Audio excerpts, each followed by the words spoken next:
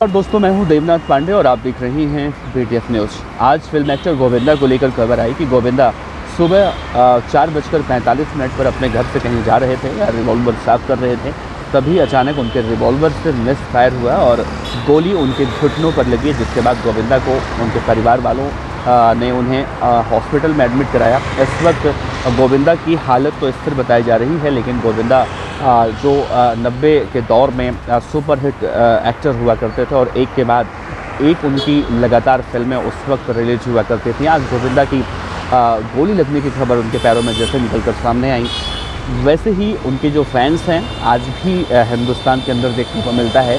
वो गोविंदा की फिल्मों को देखना भी पसंद करते हैं और गोविंदा के बारे में जो जानकारियाँ इस तरह से आती हैं उनके बारे में अपडेट भी जानने की लालसा में लगे रहते हैं।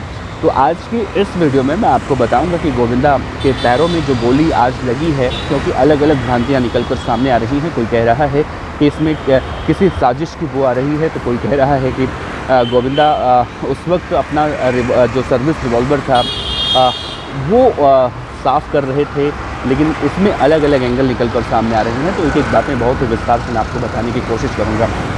दरअसल देखिए, ये पूरी घटना है मुंबई के उनके जुहू स्थित आवास पर, जब गोविंदा कहीं निकल रहे थे और उसी वक्त उनकी जो लाइसेंसी रिवॉल्वर है वो लेकर जा रहे थे और तभी कहा जा रहा है कि मिस फायर हुआ और मिस फायर होते ही गोली उनके घुटने में लगी।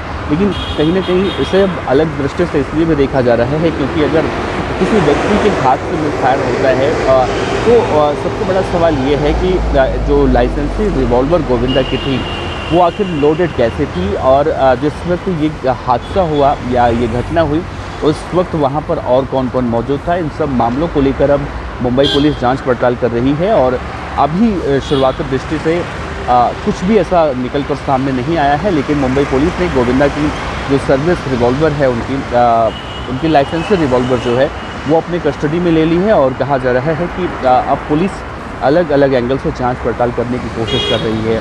आगे इस पूरे घटना में अपडेट निकलकर सामने आना बाकी है। मेडिकल बुलेटिन अभी जारी नहीं हुआ है, लेकिन कहा जा रहा है कि गोविंदा इस वक्त खतरे से बाहर हैं, क्योंकि घुटनों में अगर गोलियां लगी हैं तो कोई घबराने की बात नहीं है। तो उनके फैंस बिल्कुल परेशान ना हों, और परिवार की तरफ से अभी कुछ नहीं कहा गया है गोविंदा को लेकर, लेकिन जब परिवार का बयान निकलकर सामने आ जाएगा या मेडिकल बुलेटिन हॉस्पिटल की तरफ से जारी हो जाएगा तो कहीं ना कहीं फैंस राहत की सांस ले सकते हैं। लेकिन जो शुरुआती दृष्टि से अभी जानकारियाँ आ रही हैं उसमें दावा किया जा रहा है कि गोविंदा फ़िलहाल खतरे से बाहर हैं। अगर हम गोविंदा के ओवरऑल कैरियर की बात करें तो गोविंदा जितने सुपरस्टार थे या 90 के दौर में हम जाएं तो देखें 90 के दौर में गोविंदा का फिल्म इंडस्ट्री में बोलबाला हुआ करता था। उनकी एक के बाद एक फिल्में जब रिलीज़ होती थी तो चाहे सिनेमा घर हो या फिर आज भी हम देखते हैं जब उनकी कोई फिल्म टीवी पर भी आती है तो उनके जो फैंस हैं वो बहुत ही उत्साह के साथ देखते हैं उनकी आज भी फिल्मों को और उसका पूरा लुत्फ़ भी उठाने की कोशिश करते हैं। लेकिन गोविंदा को लेकर एक जानकारी और निकल कर सामने आई थी। कहा जाता है कि गोविंदा जब 90 के दौर में एक के बाद एक फिल्में कर रहे थे उस वक्त उनका स्ट्रगल ऐसा था कि कई दिनों तक वो बिना सोए काम करते थे। एक इंटरव्यू में खुद गोविंदा ने बताया था कि 90 के दौर में जब उनकी एक के बाद एक फिल्में रिलीज हो रही थी उस वक्त उन्होंने लगातार बिना सोए 16 दिनों तक काम किया था। आप अंदाज़ा लगा सकते हैं कि बिना सोए, बिना रुके, बिना थके 16 दिनों तक काम करना गोविंदा की ये कैपेसिटी थी। गोविंदा को लेकर एक और बातें निकल कर सामने आई थी। खुद गोविंदा ने एक इंटरव्यू में ये बातें बताई थी कि उन्होंने अभी तक अपने परिवार के 11 लोगों की मौतें देखी हैं। गोविंदा के लिए कहा जाता है वो दौर सबसे ज़्यादा बुरा था।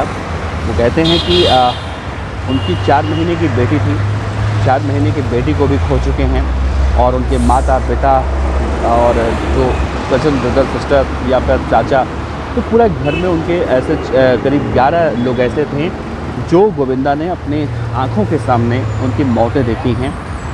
गोविंदा अपने आप को बताते हैं कि वो दौर जो ज़िंदगी का था बहुत ही ज़्यादा दुखद था, बहुत ही ज़्यादा डराने वाला था और वैसा कुछ ना दोबारा से देखने को मिले। लेकिन गोविंदा को लेकर कहीं ना कहीं एक बातें और निकल कर सामने आती हैं। जब गोविंदा पॉलिटिक्स में थे तो कहा जाता है कि उनके अंदर कुछ घमंड वगैरह आ गया था। ऐसी बातें सोशल मीडिया पर भी और अलग अलग प्लेटफॉर्म से निकल कर सामने आती हैं। एक बार तो गोविंदा ने अपने फैंस को थप्पड़ भी मार दिया था, तो गोविंदा को घमंडी भी कहा जाता था और उनके कैरियर का जो डाउनफॉल हुआ, एक रीज़न ये भी बताया जाता है कि गोविंदा के कैरियर का पतन वहाँ से शुरू हुआ होना, जब उन्होंने एक अपने फैंस को थप्पड़ मार दिया था और वो खबर मीडिया में बहुत तेज़ी से वायरल हुई थी और उस वक्त गोविंदा के फैंस की संख्या में गिरावट भी देखने को मिली थी। खैर, इन सब बातों को करने का भी कोई मतलब नहीं है, लेकिन देखा जाए तो गोविंदा इस वक्त एक जुहू के ही हॉस्पिटल में एडमिट हैं।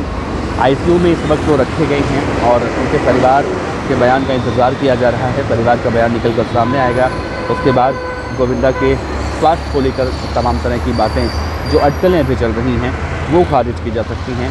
लेकिन अभी तक हम यही मान कर चल रहे हैं, सब यही मान कर चल रहे हैं कि गोविंदा फ़िलहाल खतरे से बाहर हैं और उनके परिवार वाले भी, रिश्तेदार भी इस वक्त अस्पताल के अंदर मौजूद हैं। तो हम भी यही कामना करेंगे कि गोविंदा बहुत जल्दी ठीक होकर अपने घर वापस आएँ और फैंस के बीच में आकर फिर से वो जिस तरह से लोगों का मनोरंजन करते रही हैं, लोगों का मनोरंजन वो करते रहें और ऐसे ही वो उपलब्धि पे उपलब्धि हासिल करते रहें। इस पूरे केस में अगर हम कानूनी कार्रवाई की बात करें तो पुलिस ने गोविंदा की रिवॉल्वर अपनी कस्टडी में ली है और जांच पड़ताल कर रही है। कहीं ना कहीं ये मानकर भी जांच पड़ताल किया जा रहा है कि क्या इसके पीछे किसी तरह की कोई साजिश है, क्या गोविंदा को क्या मारने की कोशिश की गई थी, या तमाम ऐसी आशंकाएं हैं जिन आशंकाओं को अभी तक आंका जा रहा है या लोग सोच रहे हैं। फिलहाल जैसे ही गोविंदा को लेकर कोई और अपडेट आएगी हम आप तक ज़रूर पहुंचाएंगे। आप बने रहिए BDF न्यूज़ के साथ। और अगर आप अपराध की दुनिया की खबरें जानना सुनना चाहते हैं, देखना चाहते हैं, तो आप हमारे चैनल को सब्सक्राइब भी कर सकते हैं, अपने विचार रख सकते हैं। आपका बहुत बहुत शुक्रिया। नमस्कार।